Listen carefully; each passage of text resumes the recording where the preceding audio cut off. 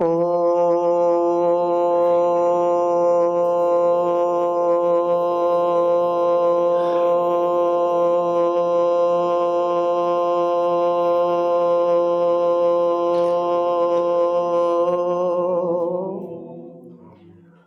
विश्वानि देव सवितर्दुरितानि परासुव यद्भद्रं तन्न आसुव अग्नेनय सुपथाराये अस्मान् विश्वानि देव वयुनानि विद्वान् यो योध्यस्मज्जुहुरान्मेनो भूयिष्ठान्ते नम उक्तिं विधेम। ओम शांति शांति शांति। परमपिता परमेश्वर की असीम अनुकंपा से प्रातः स्मरणीय वंदनीय परम पूज्य गुरुदेव जी महाराज आचार्य श्री महाराज के आशीर्वाद से यह जीवन और जगत के कल्याण का एक महान उद्देश्य है, जिससे व्यष्टि और समष्टि दोनों को सुख शांति आनंद मिले। हम ऐसे सुकर्मों का जीवन में अभ्यास करें जिससे हमारा जीवन धन्य हो जाए। यूँ तो संसार में सब आते हैं जाने के लिए, सब आते हैं यहाँ पर जाने के लिए, लेकिन उन्हीं का जाना सार्थक होता है जिनका जीना और संसार से जाना संसार ने जाना है। संसार सदा ही उत्कर्ष का, उत्थान का, इस जीवन की सार्थकता का दिग्दर्शन करता है। वेद का एक मंत्र है, उसका एक भाव सदा ही हमको प्रेरित करता है, उद्यानम ते पुरुष नावयानम। इसका अर्थ क्या है? ईश्वर की वाणी है वेदवाणी, कल्याणी वेदवाणी, जो सबको ज्ञान देती है। जैसे कोई हम सामान लेते हैं, मोबाइल लेते हैं, माइक लेते हैं, या कुछ अभी ये आइटम लेकर के आए थे हमारे ये, तो एक बुकलेट मिलती है, मिलती कि नहीं?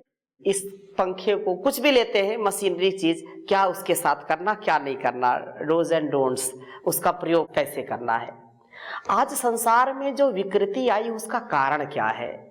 मुख्य कारण ये है कि हमको जीने का सलीका आता नहीं है। खाना पीना, उठना बैठना, सोना जागना और संबंधों को जीना नहीं आता है, इसलिए समस्या बढ़ती है। समस्याएं विकट हैं। और हम पहले की जो स्थिति थी, सत्संग भी करते थे, महापुरुष आते थे, उनके संग में जाते थे। अब वो स्थितियां धीरे धीरे कहीं कहीं मिलती हैं और मनोरंजन ज्यादा है। जो जीवन का उद्देश्य है आत्म कल्याण से विश्व कल्याण, आत्मनो मोक्षार्थम जगत हिताय च, मतलब ये है कि मेरा भी उसमें कल्याण हो और समाज का, जग का कल्याण हो। ऐसा जब कल्याण का हम भाव रखेंगे तो होगा। तो परमात्मा क्या कहता है, उपदेश देता है, वेद के जो है उपदेश में कहा कि उद्यानम ते पुरुष नावयानम, ऐ मनुष्य, मैं तुझे नीचे गिरने के लिए नहीं बनाया हूं, मैं तुझे ऊपर उठने के लिए बनाया हूं। तेरा उत्थान हो तो कभी पतन को प्राप्त ना हो।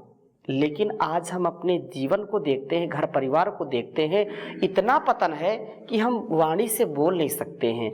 हमारा जो कल वहाँ रिसोर्ट में कार्यक्रम रखा था माता जी ने, तो कल मैंने 5 शुद्धि बताई थी, और वो आज शुद्धि की स्थिति है नहीं समाज में।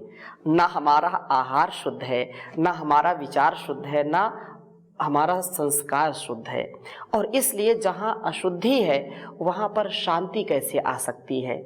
अगर निर्मलता है तो संसार में धन वैभव ये हमारा कुछ बिगाड़ नहीं सकता है।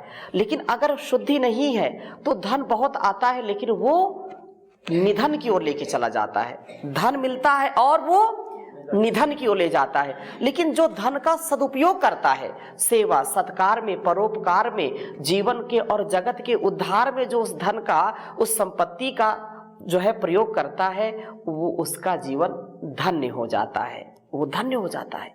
इसलिए हम कभी भी अपने व्यवहार में, अपने जीवन में हम जो कुछ भी कर रहे हैं उसको हमको पूरी प्रामाणिकता के साथ करना चाहिए। ये महत्वपूर्ण नहीं है कि आप कितने बुद्धिमान हैं, ये महत्वपूर्ण नहीं कि आप कितने बलवान हैं, कितने आप धनवान हैं। महत्वपूर्ण ये है कि आप कितने सरल हैं, आपका आहार विचार व्यवहार कितना पवित्र है, आपके अंदर निर्मलता कितनी है। जो निर्मल हो गया संसार में, परमात्मा उसके हृदय में बसता है, उसको कभी भी किसी के प्रति कोई ईर्ष्या द्वेष का भाव नहीं होता। No ego, no ignorance. आज हम छोटे बच्चे से भी पूछें तो उसको भी ईगो है, उसको भी इग्नोरेंस है। सबसे ज़्यादा यदि कोई दुखी है तो अपनी संतानों से दुखी है। वो लोग सौभाग्यशाली हैं कि जिनकी संतानें जन्म जन्मांतरों के संस्कारों से और माता पिता के संस्कारों से श्रेष्ठ संतानें हैं। ऐसे बेटा बेटी जो अपने कुल वंश परंपरा को आगे बढ़ाने का, राष्ट्र के उत्थान का कार्य कर रहे हैं, उनसे सौभाग्यशाली कोई संतान हो नहीं सकती, उनसे सौभाग्यशाली कोई जो है माता पिता नहीं हो सकते हैं। क्योंकि महर्षि दयानंद कहते हैं कि उत्तम संतान की प्राप्ति कैसे होती है और उत्तम संतान सौभाग्यशाली कैसे होती है। तो कहा कि मातृवान पितृवान आचार्यवान पुरुषो वेदा। संसार में वो संतान, वो शिष्य सबसे बड़ा श्रेष्ठ है, सबसे बड़ा सुखी है जिसके माता पिता धार्मिक विद्वान हो, जिसके गुरु धार्मिक विद्वान हो। आज धर्म के नाम पर भी बड़ा ही व्यापार चल रहा है। धर्म की बातें बहुत लोग करते हैं लेकिन धर्म को जीते नहीं हैं। हम जीना जिस दिन सीख जाएंगे उस दिन हमारा कल्याण हो जाएगा, परिवार का और समाज का कल्याण हो जाएगा। जो आज विकृति आई है उसमें सबसे ज़्यादा समस्याएं हमने ही खड़ी की है, हमारा ही दोष है। हमको उत्थान की ओर जाने के लिए, पतन ना हो, अवसाद ना हो, तनाव ना हो, हम किसी भी प्रकार से अधोगति को ना प्राप्त हो, उसके लिए हमको रोज साधना तो करनी चाहिए, योगाभ्यास करना चाहिए।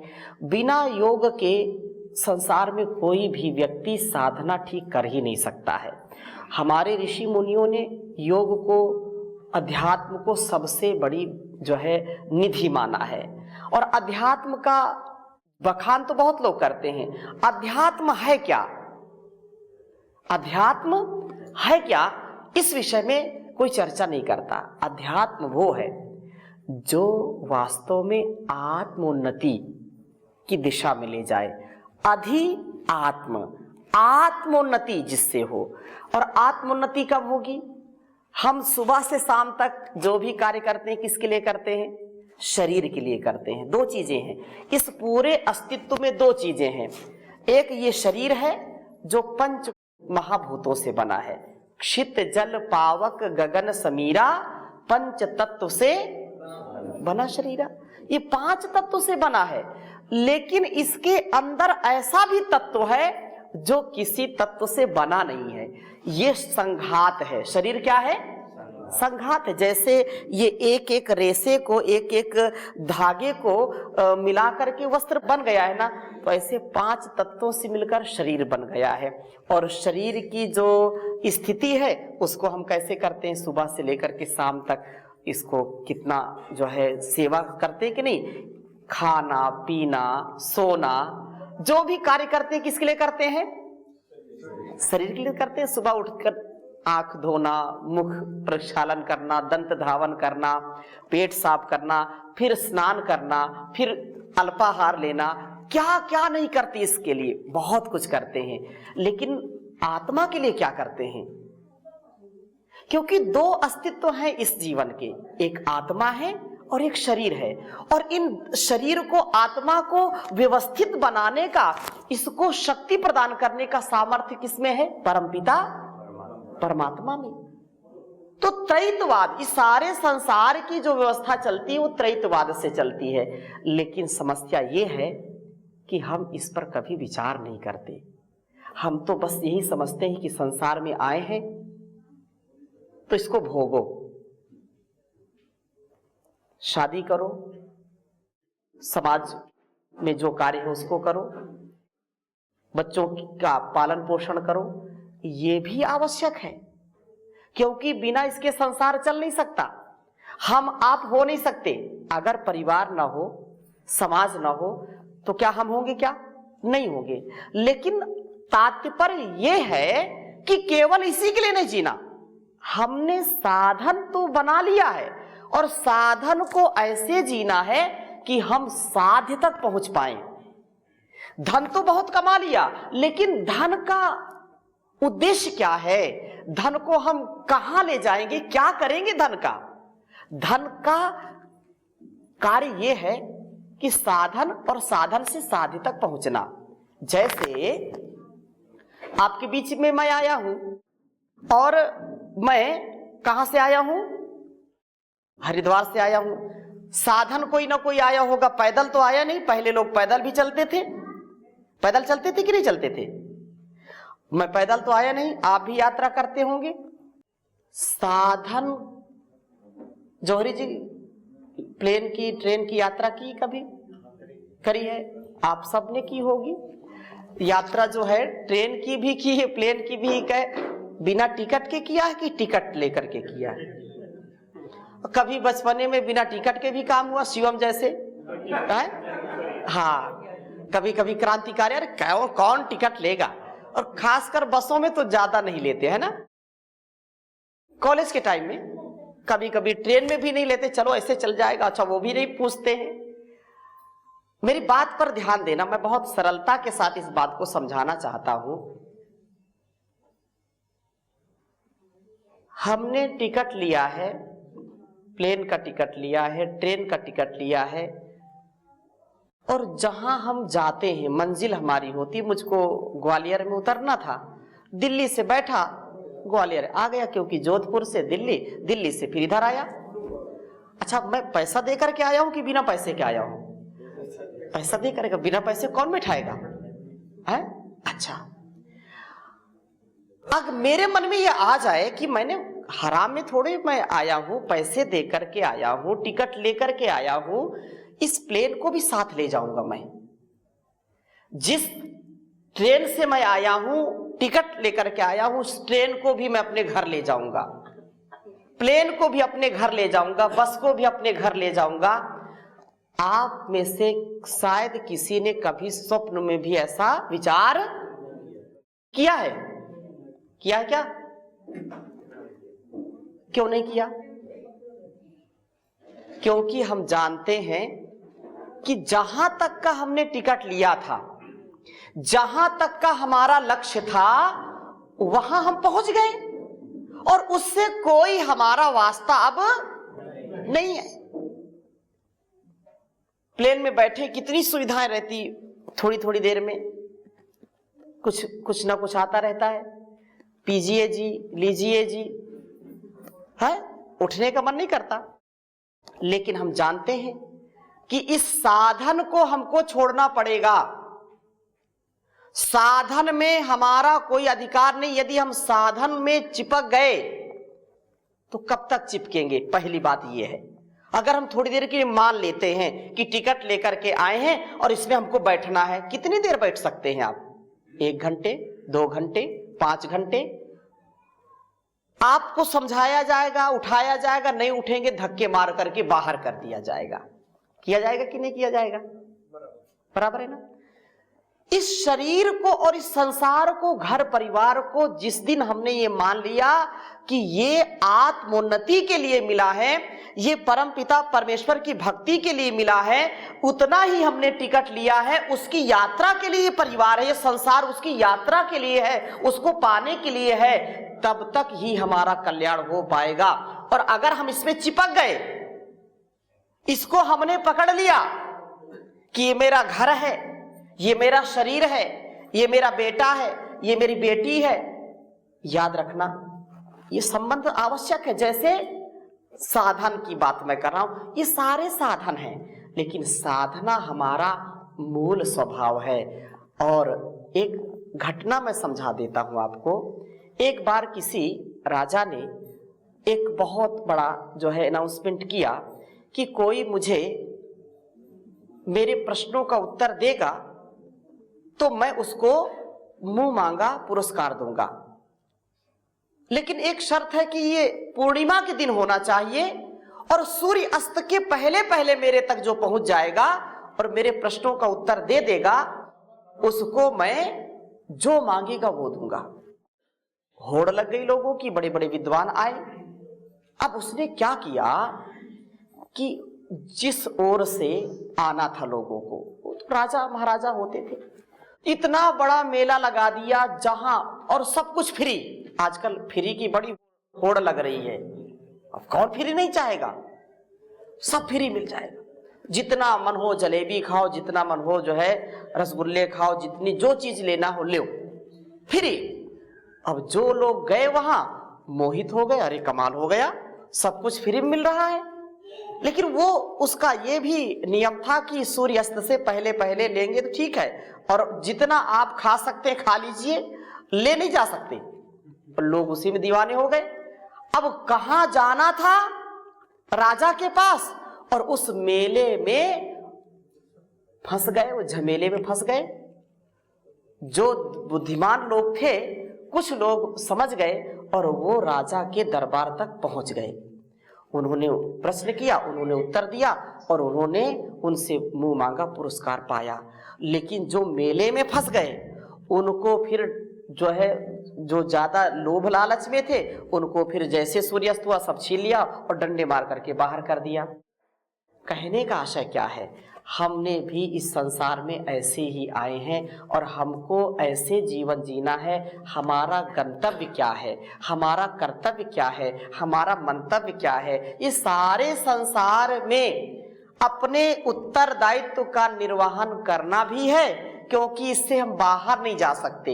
हम बहुत बड़ी बड़ी बात करें उसका कोई लाभ नहीं है, लेकिन संसाधन जो हमको मिला है और जो साधना हमको करनी है उसको तो हमको करना पड़ेगा। इसके बिना कोई चारा नहीं है। ये आत्मा एक शरीर को साधन बना करके परमात्मा तक पहुंचने का एक उपाय है, मुक्ति का उपाय है। लेकिन हम इस संसार में ऐसी युक्ति लगाते नहीं, गुरुजनों के पास जाते नहीं, ज्ञान प्राप्त नहीं करते और अज्ञानता में अनेक प्रकार के दोष करते रहते हैं। याद रखना, वेदो अखिलो धर्म मूलम। हम वेद के ओर आए, उपनिषदों की ओर आए, शुद्ध ज्ञान, शुद्ध कर्म, शुद्ध उपासना से अपने जीवन को अच्छा बनाएं, तो जीवन हमारा अत्यंत सार्थक हो जाएगा। फिर जीवन को कैसे जीना, निर्लेप भाव में जीना। जैसे हम अपने शरीर को कभी रोगी नहीं करना चाहते। साधन रोगी हो गया तो साधना कैसे होगी। साधन अच्छा हो उसके लिए 100% पुरुषार्थ करना, और उस आत्मा के लिए भी, आत्मा हमारी उन्नति की ओर आए, उसके लिए अध्यात्म की मैंने चर्चा की है। तो अध्यात्म है क्या, जिससे आत्मोन्नति हो, आत्म अनुकूल आचरण। धर्म के विषय में महाभारत आपने किसी ने पढ़ी है? महाभारत थोड़ी बहुत पढ़ी हो तो महाभारत में कहते हैं कि 1 लाख से ज्यादा श्लोक हैं, और उसमें वेदव्यास जी ने जो धर्म की परिभाषा बताई। ऐसे तो धृति क्षमा दमोस्तेयम शौचम इंद्रिय निग्रह धीर विद्या सत्यम क्रोधो दशकम धर्म लक्षणम, महर्षि मनु ने 10 लक्षण धर्म के बताए हैं। और याद रखना, इतने जबरदस्त हैं ये धर्म के लक्षण कि आप यदि एक शब्द पर जीना चाहेंगे ना तो आपका जीवन सफल हो जाएगा। इस पर मैं चर्चा करूंगा। वेदव्यास की एक बात पहले बताता हूं। वेदव्यास कहते क्या है कि देखो, दुनिया के लोगों, धर्म तो अनेक प्रकार से कहा जाता है, अनेक प्रकार से उसका पालन किया जाता है, लेकिन मैं एक सार बताता हूं, धर्म का सार क्या है। कहा कि श्रूयताम धर्म सर्वस्वम, श्रूयताम धर्म सर्वस्वम श्रुत्वा च अवधारिताम आत्मनः प्रतिकूलानि परेशामना समाचरित। इसका मतलब क्या है?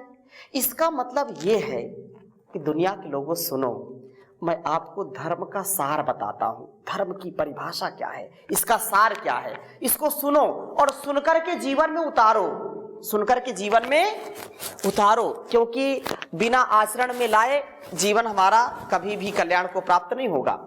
तो कहा कि आत्मनः प्रतिकूलानि, परेशान समाचरित, जिसमें तुम्हारी आत्मा की उन्नति हो, जो तुम अपने लिए चाहते हो वही दूसरों के साथ करना। जो तुम्हारे लिए अच्छा नहीं है, तुमको अच्छा नहीं लगता है, वो कार्य कभी भी दूसरों के साथ नहीं करना, यही सच्चा धर्म है। जैसे थोड़ा सा उदाहरण बताते हैं।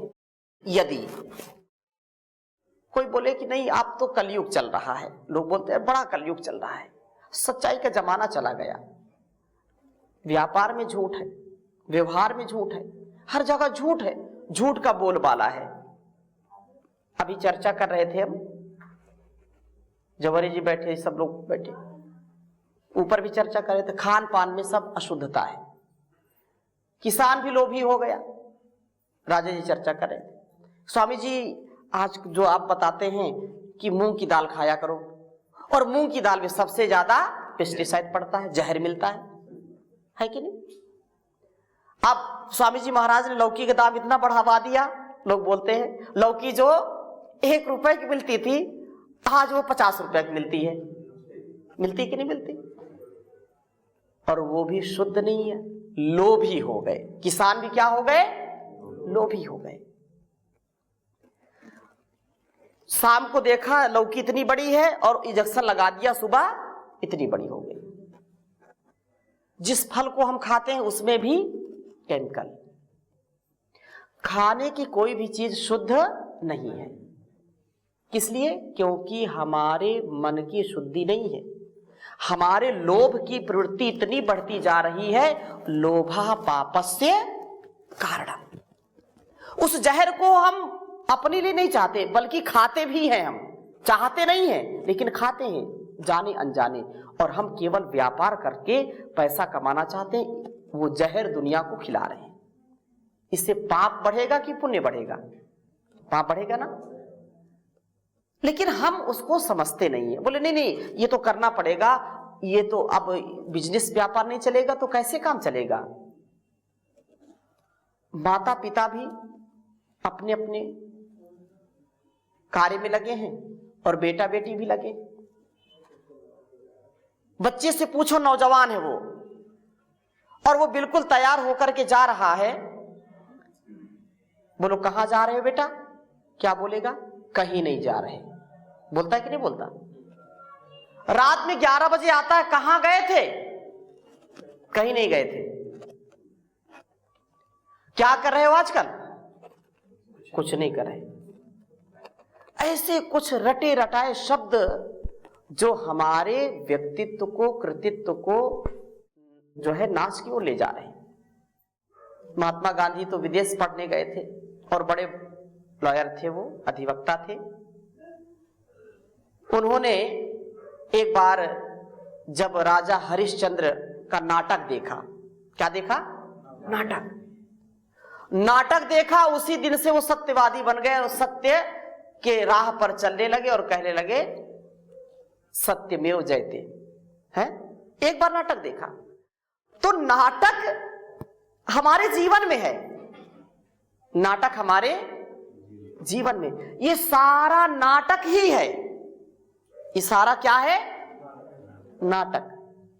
जौहरी जी नाटक शब्द को अगर हम संस्कृत में नाटकम और उसको बोले ना अटक, सारे कार्यों को करना लेकिन अटकना नहीं। ना अटक।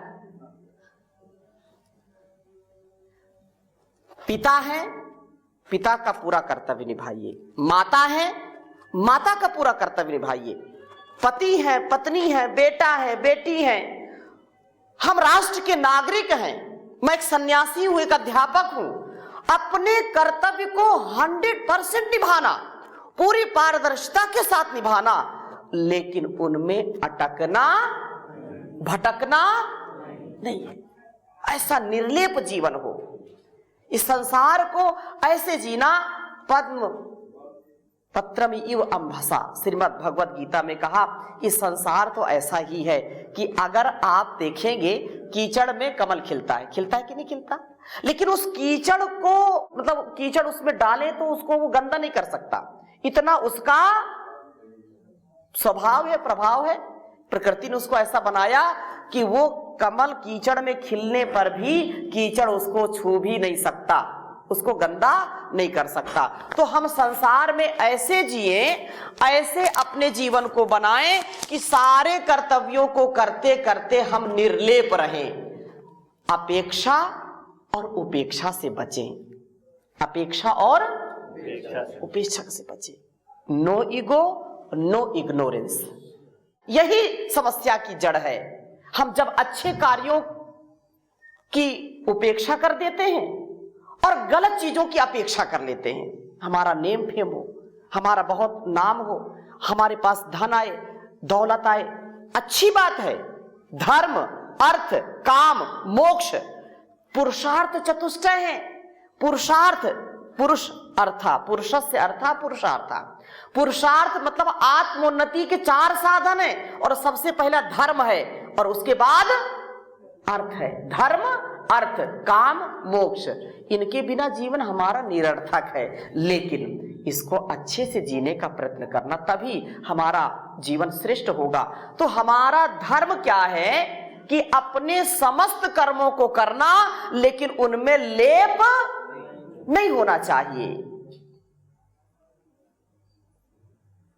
अब सौंप दिया इस जीवन का सब भार तुम्हारे हाथों में है, जीत तुम्हारे हाथों में, नहीं हार तुम्हारे हाथों में। अब सौंप दिया इस जीवन का सब भार तुम्हारे हाथों में। मैं जग में रहूं तो ऐसे रहूं जैसे जल में कमल का फूल रहे। मैं जग में रहूं तो ऐसे रहूं जैसे जल में कमल का फूल रहे। मेरे सब गुण दोष समर्पित हो दातार तुम्हारे हाथों में। अब सौंप दिया इस जीवन का सब भार तुम्हारे हाथों में। मुझ में तुझ में बस भेद यही, मैं नर हूँ तुम नारायण हो। मैं हूँ संसार के हाथों में, संसार तुम्हारे हाथों में। अब सौंप दिया इस जीवन का सब भार तुम्हारे हाथों में। अपने समस्त कर्मों को प्रभु को अर्पित करते हुए करना, और कभी भी उसका अहंकार नहीं करना, मन में कभी विकार नहीं आए, और एक बार भी ऐसा विचार ना आए कि मैं कर रहा हूं सब ईश्वर करा रहा। लेकिन गलत कार्य ऐसा ना हो कि मैं चोरी कर रहा हूं तो ईश्वर चोरी करा रहा है, मैं झूठ बोल रहा हूं तो ईश्वर झूठ बुला रहा है, मैं कभी किसी की हिंसा कर रहा हूं तो ईश्वर करा रहा। मैं तो कुछ करता नहीं, मैं तो बिल्कुल निर्दोष हूं। ये कुछ लोग बहाने बनाते हैं, नहीं मैं तो कोई ईश्वर जो कराता मैं तो वही करता हूं।